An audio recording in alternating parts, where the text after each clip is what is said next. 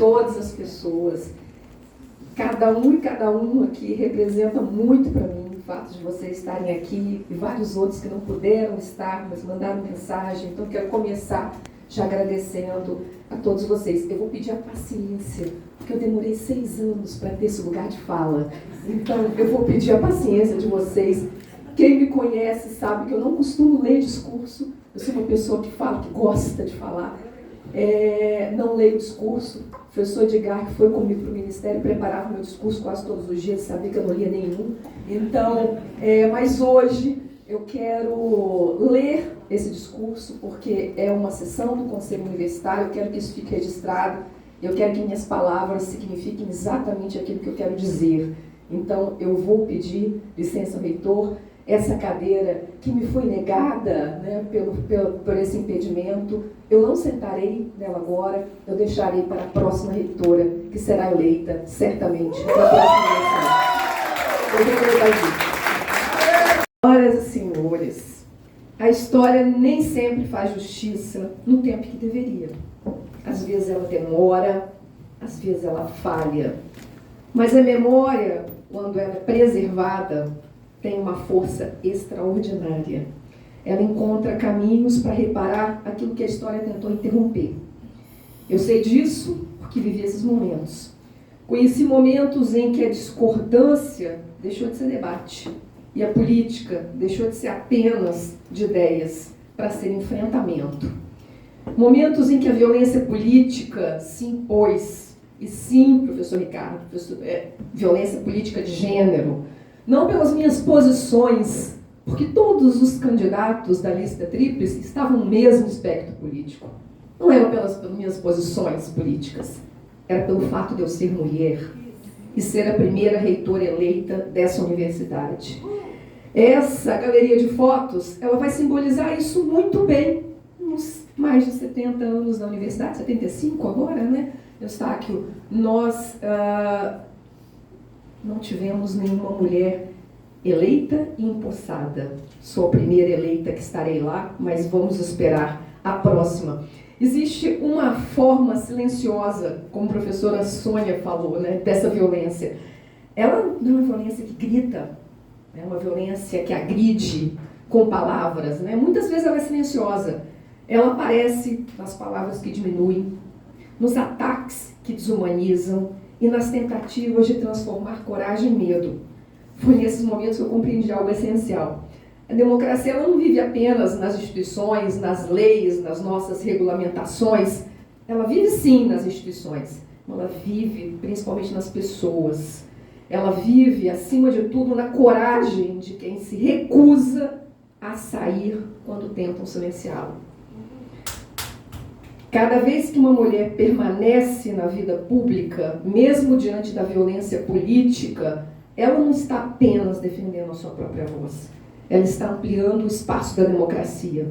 Continuar, portanto, deixou de ser uma decisão pessoal, tornou-se um ato político. Continuar foi afirmar que a alta gestão também é um lugar de mulheres.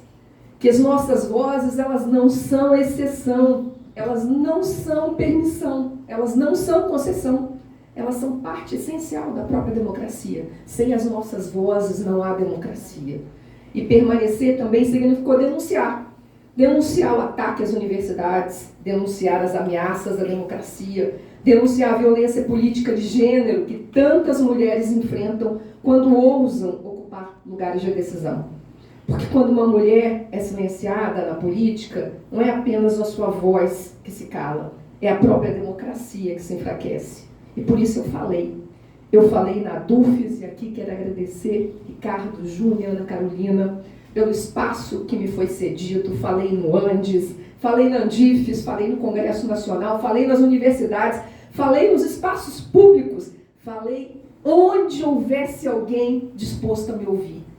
Eu sou a reitora eleita da UFES para o quadriênio 2024. Eleita por essa comunidade universitária. Eleita, escolhida pela democracia. Escolhida pela democracia deveria bastar. Mas eu falei em um momento da história desse país em que denunciar ataques, do governo federal, vindas do governo federal, tinham um custo muito alto. Você era alvo de muita violência. Mesmo assim, silenciar nunca foi uma opção. Mas ninguém resiste sozinho, né? Se hoje eu estou aqui, é porque ao longo dessa caminhada, nesses últimos 6 anos, principalmente, tive ao meu lado pessoas que me sustentaram quando o caminho parecia difícil demais. Minha família, que está aqui, né? Meu marido, nem todas as pessoas têm a sorte ou a bênção de encontrar o amor da sua vida, e eu tive.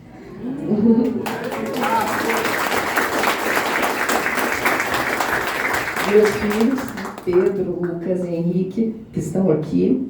Henrique agora estudante da UFES. Os meus amigos, que não tem como nomeá-los, estão aqui, foram pessoas muito importantes nessa minha trajetória, desses últimos anos tão difíceis, não só da minha vida, mas na vida do país. E a vocês eu devo não só gratidão, eu devo também a força que me permitiu permanecer. E devo muito também a essa instituição, a universidade.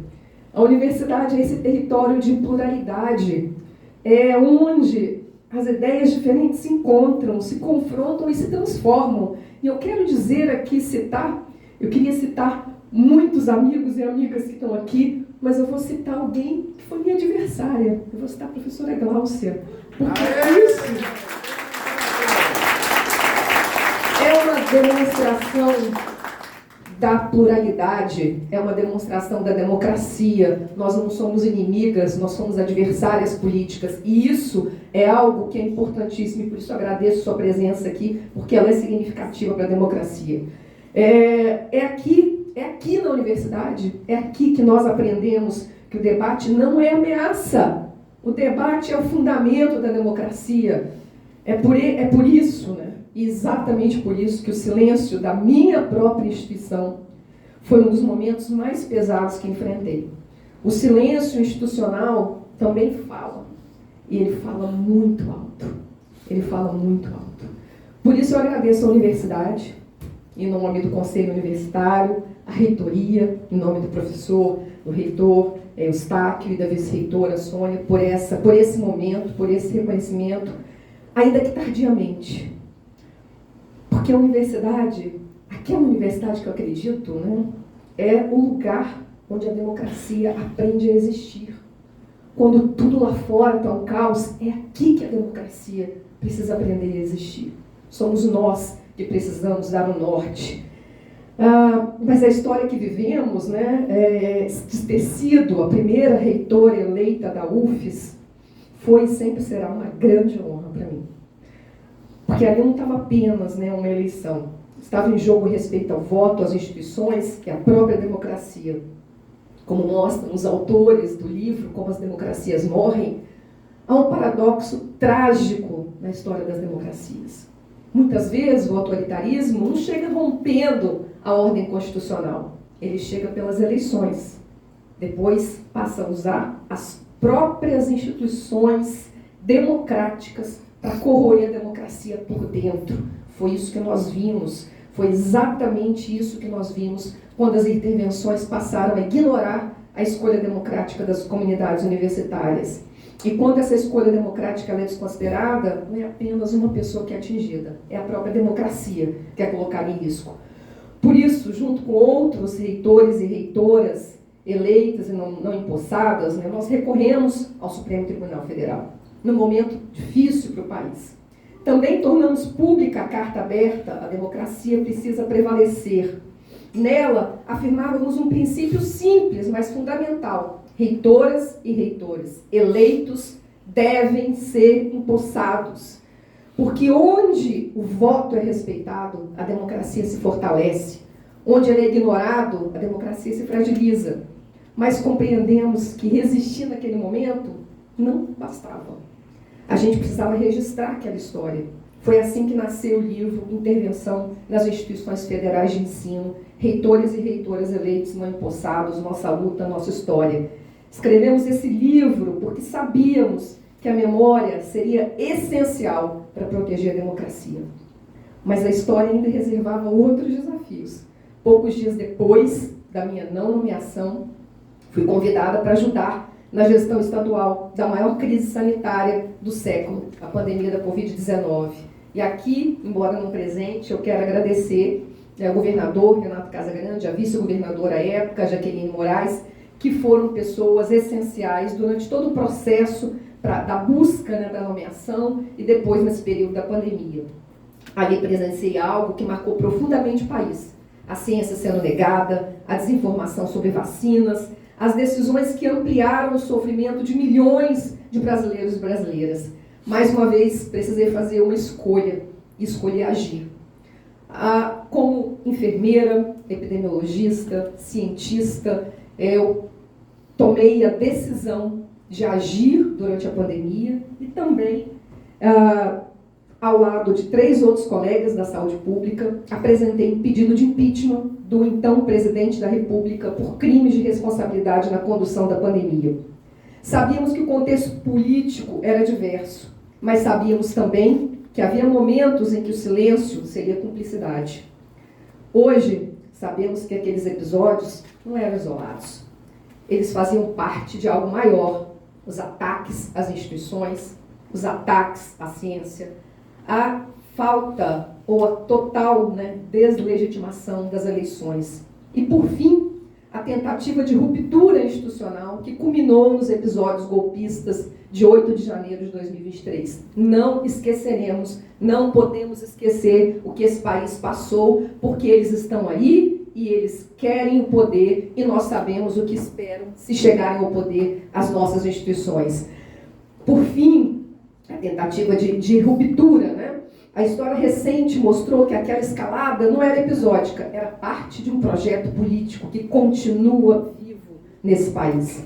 E é por isso que esse gesto da UFES tem um significado profundo.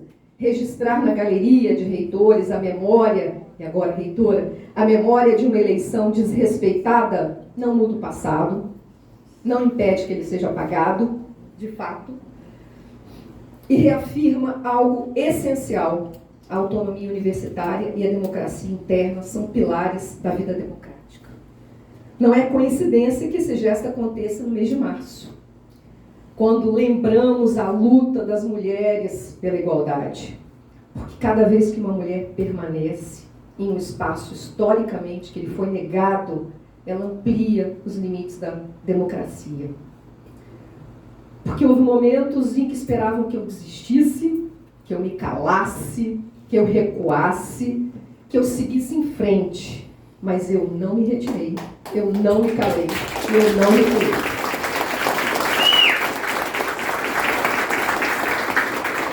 Eu permaneci. E eu queria, simbolicamente, pedir para todas as mulheres presentes que se levantassem, se puderem. Eu queria finalizar dizendo isso, né? Eu permaneci por mim, eu permaneci por todas nós. Eu permaneci pela democracia. Porque há momentos na história que deixam de ser apenas acontecimentos. Professora Fabiana, professora Valquíria, eles se tornam memória. E há algo que aprendi nessa caminhada. Cada vez que uma mulher permanece, a democracia se torna maior.